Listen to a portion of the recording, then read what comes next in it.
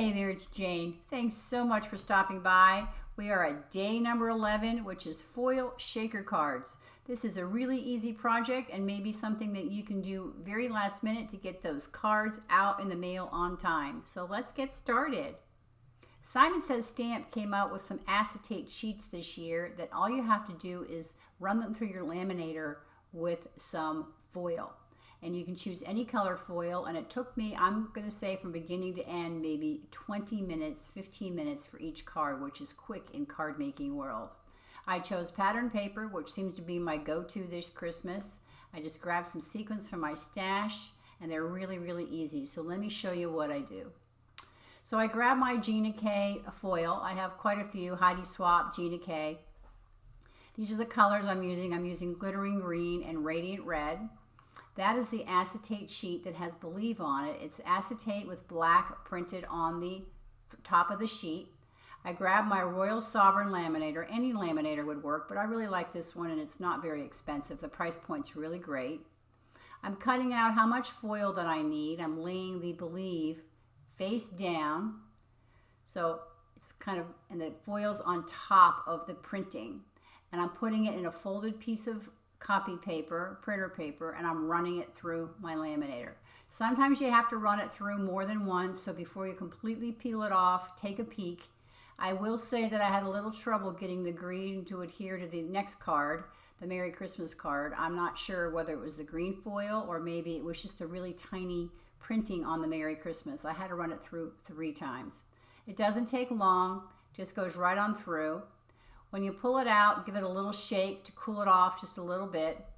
And as I said, peel off the corner and make sure that it adhered properly. I did not peel off a corner. I was excited and I just went for it, and it looked really great, and I was so excited. It's just awesome. So let me show you the green, the Merry Christmas. I don't show you the whole process because it's the exact same, cutting it to size, putting it through the laminator. And I did do this 3 different times, twice with the same foil, and then I added another piece of foil. As I said, I was having some difficulty. So I'll show you the card in a sec.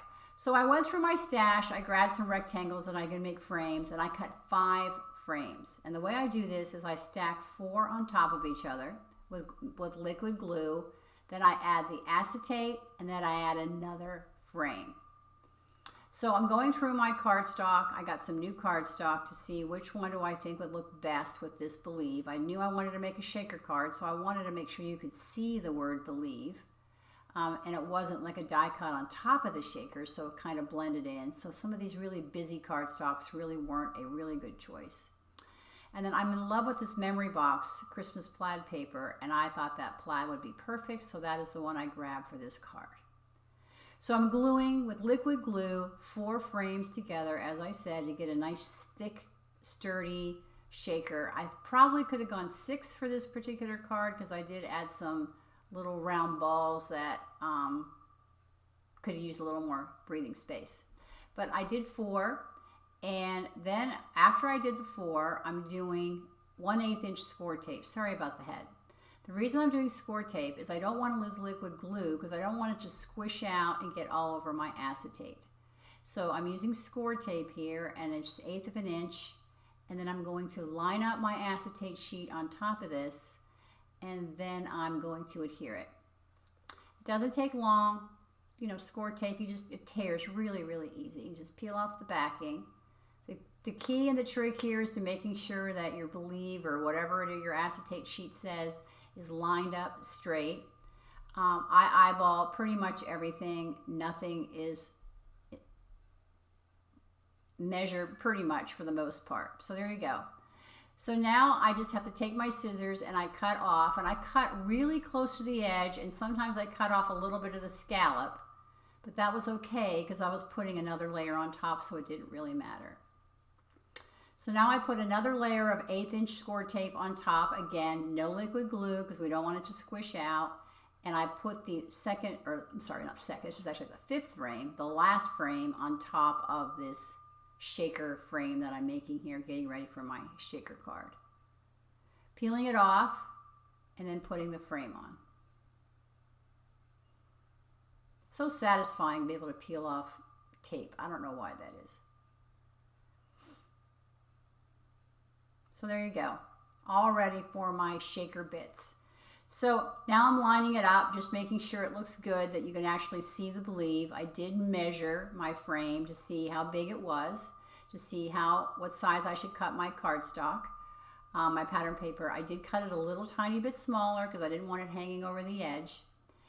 And then I added some more. Now I'm making sure that it actually fits before I go to all the trouble.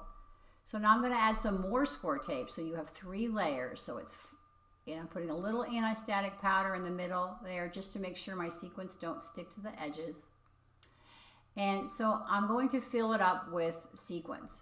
But before I fill it up with sequins from my stash, and these are Elizabeth Ward containers, I love them. You can buy the boxes different sizes individually. I'm adding more score tape, and I'm putting in all my shaker cards. I have shaker bits. I have not peeled off the score tape yet. I learned a lesson a long time ago that if I drop them, they stick and it's too hard to get them off. So I'm just filling it up full. I like full shaker cards. I like shaker cards with all kinds of things in it. You can see I have those new little things, sparkles, Christmas clay things I wanted to use, but they didn't really fit with this card, so I think I'll make another card with those. So now I'm peeling off my score tape, and be very, very careful. Oh, sorry, I'm not doing that at all. I forgot. I like to add a little bit of glue and a little bit of sequins or gems or whatever on the back of my shaker cards so that when you're shaking it, they kind of stick to it, which I like. So be very careful when you peel this off, and I got a little smarter on my second card, which I'll show you, and I did not peel off the whole tape. The problem when you peel it all off is you've got nothing to hold on to. So I'm taking it and folding it to the outside, and then I have something to hold on to. Sorry about the head. Get right over it. Make sure you stick it down really tight. You don't want to lose any of those shaker bits. And I'll show you this again in a second. I really like the way it came out. I'm letting you know the easy peasy cards.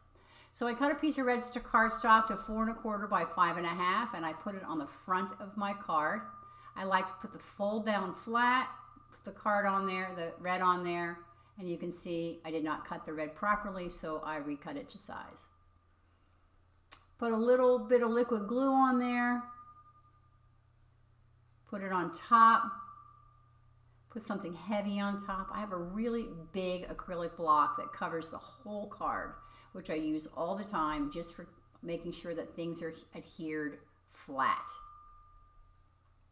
So now I'm going to go to my second one, my Merry Christmas. There it is. And I'm trying to figure out, well, what paper? And I did pick this polka dot. I'm wondering maybe if I should have done something a little bit maybe more solid or maybe an ink blending, but what else? So I grabbed this My Favorite Thing stitch rectangle, did the exact same thing. Lined up 4, acetate, and then the 5th one on top of that. And I'm trying not to make sure I get too much glue because I don't want to stick squeeze all out, but I do use my anti-static shaker tool and to make sure that the sequins don't stick. Use the 1/8 inch score tape again, line up the acetate.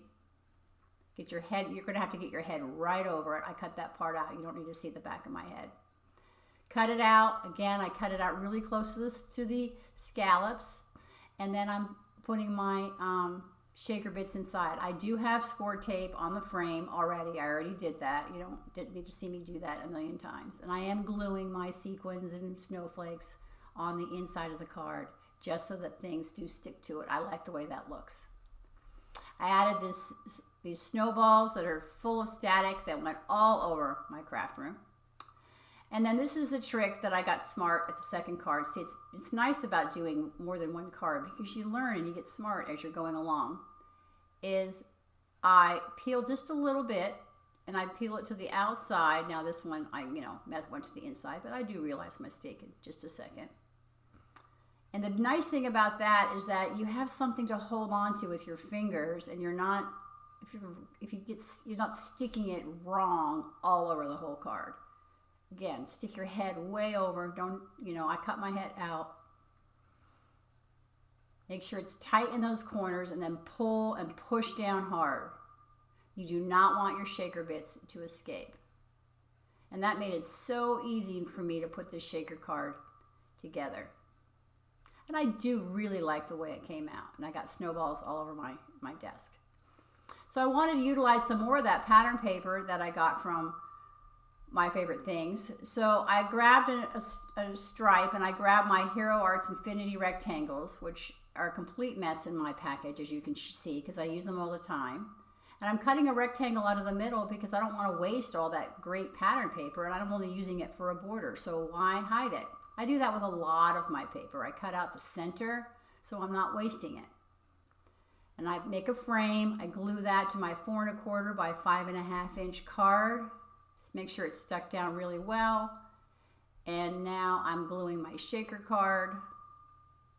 Whoops, and I did drop it, and I did wipe off the liquid glue. And it will dry clear, thankfully, and not shiny or anything like that. You won't know I messed up. Well, you'll know, but the recipient won't know. So there's my first card all glued and dried, and I'm trying to decide if I should embellish it. I decided not to. The Stamp Market has this great holly and berries. I used it last year, and as you can see, there's bits in the bottom. I save all my extras. So I dumped all of those out, and I actually had enough to finish this card, this Merry Christmas card. And I grabbed 2 of the green holly leaves and put them in each corner. And I grabbed some of these, well, let me just finish this first. I don't want to use liquid glue. I don't want to squish out. I don't want to use score tape. So I grabbed my glue dots. And I used my glue dots, and I put a little dot on the bottom, and I also put, which did not show you here, I put a little dot at the top so they're not flopping all around. I have these really cute button things that I have in my stash. I do not know what they're called. Doodlebug makes a lot of button things, and they're red, like a burgundy red or darker red, and they're very sparkly. So I use those for my holly berries, and I think they came out really, really well. So here they are. Well, that's not true. They're not really a deep red. They're more of a pinky red to go with the card. Sorry, I forgot what I was doing. So I take my pokey tool. That's my technical term for it. I put 3 in each corner, and I think that really dresses up this card. Now it is upside down. There you go. I really like the way these came out. They were really quick and simple cards to make, and I just think they're really cute. I've linked all of the products in my YouTube description. Well, I shouldn't say all, most. For the complete product list, please head over to the blog post. If you like my channel, please subscribe, and don't forget to hit the button so you get the notifications. Thank you so very much for stopping by for day number 11 of the holiday card and gift tag series.